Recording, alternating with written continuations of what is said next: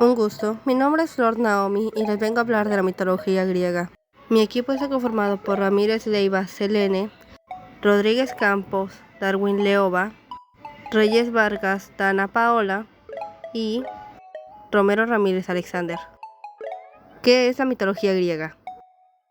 La mitología griega son las historias, mitos y leyendas sobre los dioses y héroes griegos, pero también era la religión de la antigua Grecia.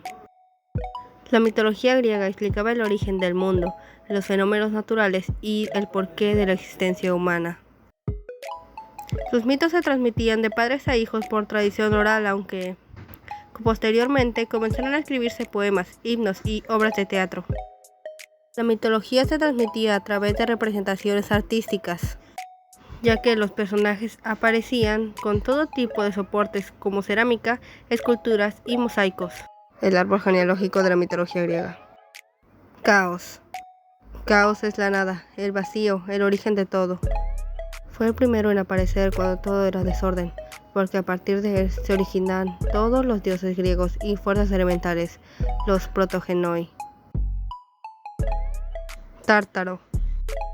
Es la profundidad de la tierra, el abismo. Es oscuro y misterioso, un lugar por debajo del inframundo donde van a parar aquellos que han cometido los más graves pecados. Para Platón, todos los ríos atravesaban el Tártaro y desde allí fluían hacia la tierra.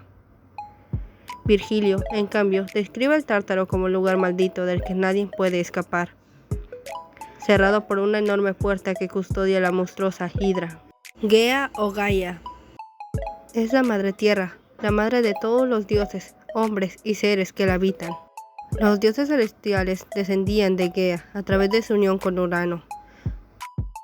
Los dioses del mar de su relación con Pontos, los gigantes de su apareamiento con Tártaro y los simples mortales nacieron directamente de su carne terrestre. En la antigua cosmología griega se pensaba que Gea, es decir, la Tierra, era un disco plano rodeado por el río Océano. Encima estaría la gran bóveda celestial, Urano, por debajo la gran fosa que era Tártaro, y Gea sostenía los mares y las montañas sobre su pecho. Erebo es la oscuridad y la sombra, también se le llama Skotos, que significa oscuridad. Nix es la diosa de la noche y madre de muchos otros dioses. La noche lo envuelve todo en su oscuridad cada día, así que es fácil comprender la importancia que tenía Nix para los griegos. Creían que Nix residía en el Tártaro, de donde salía cada noche para bloquear al día y a la luz.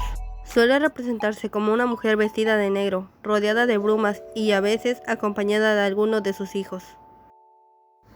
Eros. El dios del amor estaba presente desde el principio del cosmos, aunque algunos autores creen que es el hijo de Ares y Afrodita.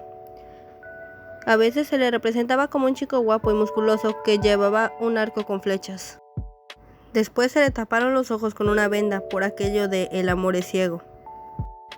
Finalmente, en el Renacimiento, se convirtió en un niñito regordete y travieso que iba enredando los corazones. La familia de Nix y Erebo. Veamos ahora la siguiente generación. Son los descendientes de Nix y Erebo, una familia más que numerosa. Algunos de sus hijos son dioses amables y deseables, y otros todo lo contrario. Éter. Se consideraba el dios de la luz, ya se creía que era el dios del aire azul superior que rodeaba el planeta. El aire que se encontraba justo debajo de la cúpula del dios del cielo Urano. En aquella época, los antiguos griegos no relacionaban el concepto de luz con el sol. El éter, como el aire más puro, era el aire que respiraban los dioses. De debajo de él estaba el aire que respiraban los humanos, que estaba relacionado con caos.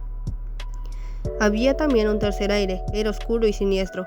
Se encontraba en los lugares más recónditos y también bajo la tierra. Ese era Erebo. Hemera. Era la diosa griega del día. De nuevo, había pasado separación de papeles entre la luz y el día. En la mitología griega posterior, Hemera prácticamente desaparece y su papel lo asume Eos, la diosa griega del amanecer. Tánatos. Es el dios de la muerte y su misión era encargarse de que el espíritu del difunto llegara sano y salvo al inframundo. Se asociaba con una muerte tranquila. Solía representarse como un hombre mayor con grandes alas negras que se llevaba una espada, aunque posteriormente aparece como una persona mucho más joven. Hipnos. Era el dios del sueño y hermano gemelo de Tánatos. Era un dios muy querido por los griegos, ya que al poner a una persona a dormir le permitía olvidarse de sus preocupaciones, tener dulces sueños y descansar. Moro simboliza la condena o el destino. Se dice que Moro ayudaba a las personas a predecir su propia muerte. Eris era la diosa de la discordia, la rivalidad y las luchas. Era capaz de convertir pequeñas discusiones en grandes trifulcas e incluso guerras. A menudo decía que Eris se encontraba en el campo de batalla junto a Ares, deleitándose con el dolor y sufrimiento de los soldados y engatusando a los bandos combatientes para que siguieran luchando hasta conseguir la victoria decisiva. La guerra de Troya y Eris. Su origen tiene lugar en la boda de Tetis y Peleo. Resulta que Júpiter había invitado a la fiesta a todos los dioses excepto a Eris, a quien la vemos volando por encima de la mesa. Cuando intentó colarse en el banquete no la dejaron, así que lanzó una manzana de oro, animando a la diosa más bella a que la cogiera.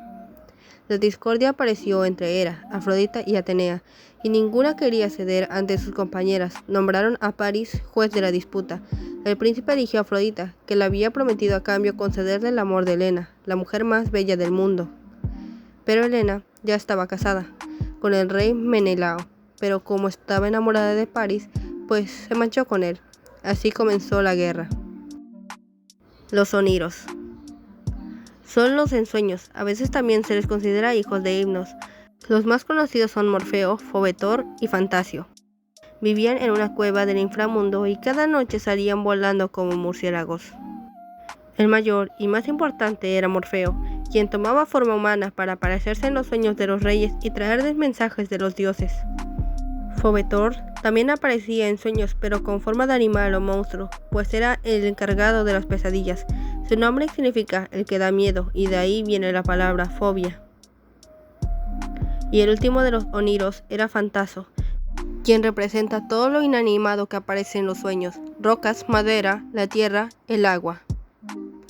Elementos que tenían un gran significado religioso para los griegos. Sus sueños estaban destinados a confundir a las personas, nublando la razón, por eso se le asocia con fantasía. Apate, la personificación griega del engaño y el fraude. Podría decirse que era el equivalente femenino de Dolos. Ambos son hijos de Nix y Erebo, pero salieron de la caja de Pandora. Apate se encontraba normalmente en compañía de Pseudólogos, las hijas de Eris, que eran las diosas de la mentira. Némesis.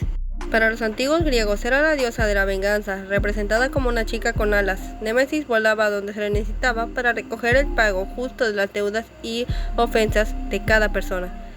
Buscaba un equilibrio entre las acciones buenas y las malas, la alegría y la tristeza de la vida. Momo. Era el dios de la sátira y las burlas. Sus comentarios mordaces le valieron la expulsión del monte Olimpo, pues ponía pegas a todas las creaciones de los demás dioses. A la única que no le veía falta era la bella Afrodita, aunque le parecía que sus sandalias hacían demasiado ruido al caminar. No se puede tener todo bonita. Esis. La gemela de Momo es Esis, la diosa de la angustia, la miseria y la tristeza. A pesar de la importancia que tenía, no era una de las diosas más apreciadas por los griegos, ni tampoco recibía culto en muchos lugares. Filotes. Representa la ternura y la amistad. Según cuenta Homero en la Ilíada, en la negociación entre arqueos y troyanos había filotes, es decir, que ambos buscaban sinceramente un acercamiento que pusiera fin a la guerra. Alejandro Magno también quería que hubiera filotes o buen desarrollo entre macedonios y griegos cuando comenzó su conquista. Las Moiras eran las encargadas del destino de los humanos. Al principio no estaba claro si solo era una o varias, aunque finalmente su número se estableció en 3, cada una con una función. Cloto hilaba la hebra de la vida en una rueca y un uso. La Gesi medía la longitud del hilo de la vida y finalmente Atropos se encargaba de cortar el hilo con unas tijeras cuando llegaba la hora de la muerte. Geras. Es el dios de la vejez, a veces representado mirando un reloj de arena que marca el paso inexorable del tiempo. Los demás dioses respetaban a Geras, pues valoraban la experiencia de la edad a más y Geras más prestigio, autoridad y poder. Las Keres son los espíritus femeninos de la muerte violenta. Eran seres terribles, sedientas de sangre humana. Sobrevolaban los campos de batalla buscando a los moribundos para rematarlos. La familia de Gea. La familia de Gea es sin duda portentosa. A fin de cuentas, se trata de la Madre Tierra. Tuvo descendencia ella sola y también de sus relaciones con Tártaro y Urano, siendo estos hijos los que dieron de qué hablar. Urano. Urano es uno de los grandes protagonistas de la mitología griega. Urano es el dios del cielo. Es el hijo de Gea que fue creado por ella misma para completarla. Madre Tierra y Padre Cielo. Es el señor del cosmos, la personificación de la gran cúpula de bronce que los griegos pensaban envolvía a la Tierra. Saurea. Eran las montañas más importantes que conocían los griegos. Solían representarse como ancianos barbudos subidos a las cimas de los montes que representaban el monte Olimpo, la montaña más alta de Grecia, donde vivían los dioses. Athos, donde estaba el templo de Artemisa. Helicón era la sede de las musas. Citerón, en el centro de Grecia. El volcán Etna, Miso, la montaña donde se crió Dionisio. Parnaso, donde estaba ubicado el oráculo de Delfos, entre otros. Ponto. Es el dios primordial del mar, mejor dicho, es el propio mar. Nació de Gea en los inicios de la creación, aunque para otros autores, Ponto es el hijo de Gea y Éter. Hecatonquiros. Son los gigantes de las 100 manos, hijos de Urano y Gea. Con sus 100 manos manejaba las nubes y con sus 50 cabezas los vientos. Sus 3 hermanos acompañantes eran los cíclopes, maestros del trueno y del rayo. Teniendo el poder de sus hijos gigantes, Urano los encerró rápidamente en las profundidades del Tártaro. Una edad más tarde, fueron liberados por Zeus durante su guerra contra los titanes y ayudaron a expulsar a los dioses mayores del cielo al Tártaro. Los titanes eran 6 chicos: Océano, Ceo, Crio, Hiperión, Japeto y Cronos, y 6 chicas: Tea, Rea, Temis, Mnemosine, Febe y Tetis. Sus padres eran Urano y Gea. Los cíclopes.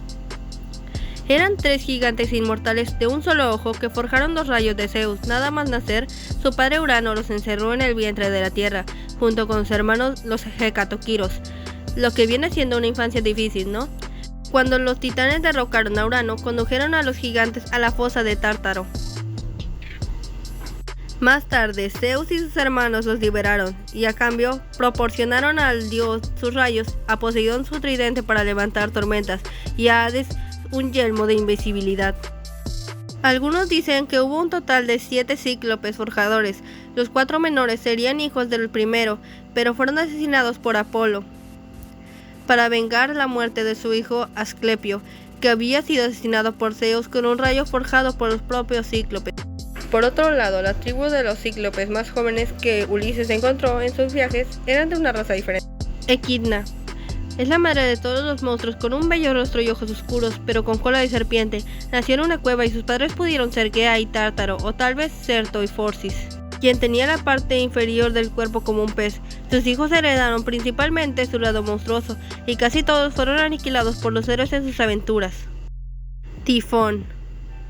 El padre de todas estas entrañables criaturas fue Tifón, un gigante monstruoso y dueño de las tormentas destructivas. Era hijo de Gea y Tártaro, además era enemigo de Zeus. Tras la derrota de los titanes, en la que Zeus se proclamó vencedor, Tifón se enfrentó a él en una batalla conocida como Tifomaquia. Fue derrotado por el dios y encerrado en el Tártaro, donde se convirtió en la fuente de los vientos de tormenta. Titanes, la Edad de Oro. Conozcamos ahora a los titanes, los formidables hijos de Gea y Urano que cambiaron el curso de la mitología griega, iniciando una edad de oro en la que era fácil y maravillosa. Crono. Era el hijo menor de Urano y Gea, el líder de la primera generación de titanes y durante un breve periodo el gobernante de todos los dioses y hombre. Lideró con éxito la rebelión contra su padre, pero pronto se volvió tan tirano como él, encarcelando a los cíclopes y a los hecatorquiros, y tragándose a todos sus hijos, excepto al último. Finalmente, este hijo, Zeus, sería el que lo derrocaría y lo encarcelaría en el Tártaro. Era el menor de 12, esto era hermano de 5 varones y 6 titánidas. Océano, Hiperión, Ceo, Crio y Japeto. Mnemosine, Tetis, Tea, Febe, Temis y Rea. Luego se casó con Rea y tuvieron 6 hijos, 3 mujeres y 3 varones: Hestia, Demeter, Hera, Hades, Poseidón y Zeus. Para ya no alargar más el tema, finalizo aquí el video. Gracias por ver.